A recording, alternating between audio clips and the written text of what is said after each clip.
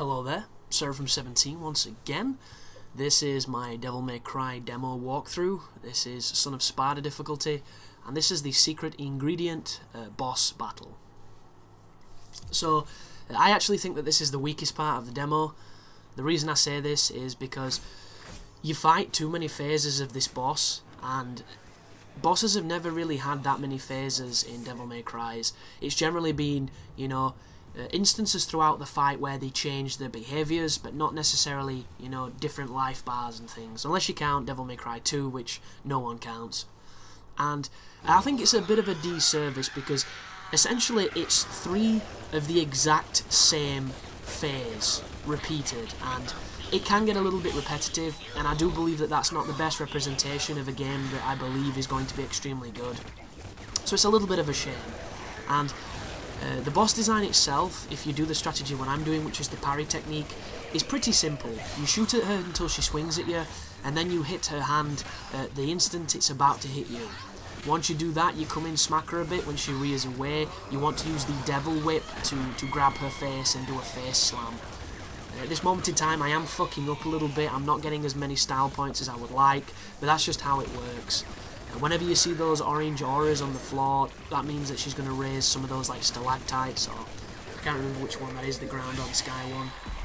So just watch out for that. But hit her with whatever you want. This is the grab move that you do with the Arbiter selected. It does a lot of damage and it's a guaranteed stun, so when you come in, you want to start hitting her with some heavy moves, building your stylish ranking. Do not worry about that scream, it does no damage. She is invulnerable when she does it, so don't even waste your time.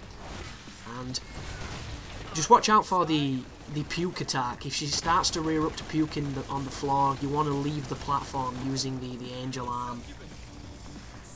But this is the first phase down. Now that this is done, we have to pull one of the cables off her body, and you cannot actually pull it from this area. You've got to either go left or go right, so immediately swing across here. A lot of people, when I played the demo in the convention, this is the part they got stuck on. They couldn't understand what they were supposed to do. Obviously, there wasn't really any tutorials. It wasn't completely obvious unless you'd played the game a lot that you had to move platform, or that you had to pull those things with the Devil Whip. And I stood behind a lot of people who struggled with that for quite some time.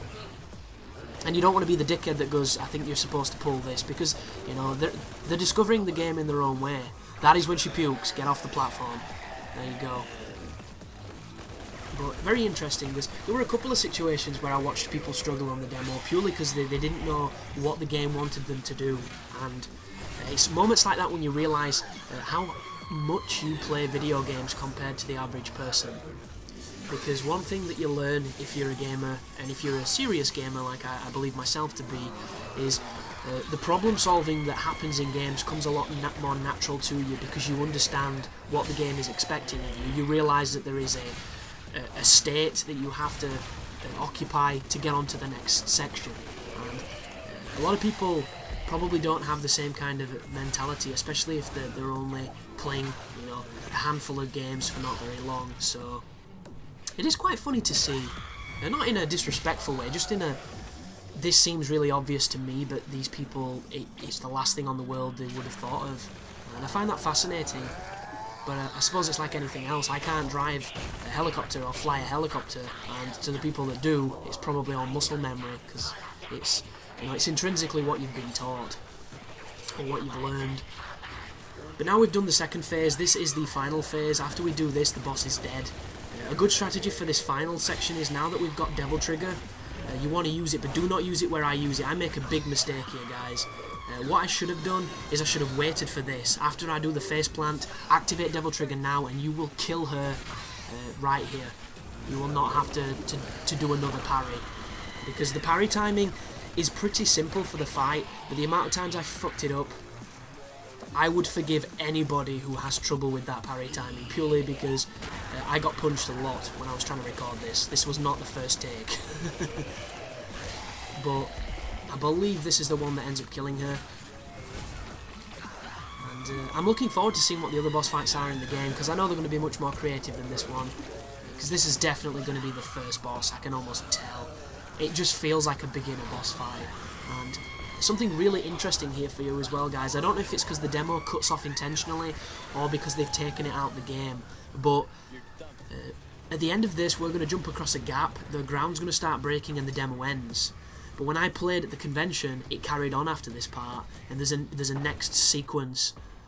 But I'm not going to ruin it for those people. But yeah, pretty interesting section that comes up, and you should look forward to it. But that is the end of the secret ingredient. You'll notice that I missed the S on the style points because I fucked up at the start.